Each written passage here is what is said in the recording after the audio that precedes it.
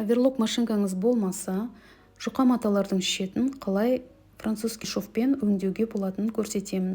Мен ол үшін жұқа шолп матасын алдым 2 бөлік, және оларды бір-біріне беттестірдім. Оң бетінен 0,7 мм тігіс тігіп шықтым. Оны жақсылап үтікке басып үтіктеп алдым. Тігістің арасын ашып, тағы да үтікке басып шықтым. Осы тігістің бойымен қыр түсіріп, 2-ге бүктеп, тағы бір рет үтіктеп алдым. Міне осылай шықты. Енді тігістің шетінен 2 мм қиып алып тастадым. Және оны осы қырдың бойымен, бұл матаның теріс жағы болып тұр қазір. Осы теріс бетінен қайтадан 0,7 мм тігіспен түзу қылып тігіп шықтым.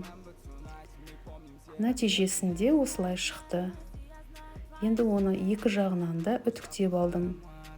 Оң жағынан осылай тігіс ештеңе білінбей, көрінбей тұрады. Міне таза болып шықты осылай. Егер де сіздің де оверлок машинкаңыз болмаса, дәл осылай тігіс түрін жасап көрсеңіз болады. Оңай және тез.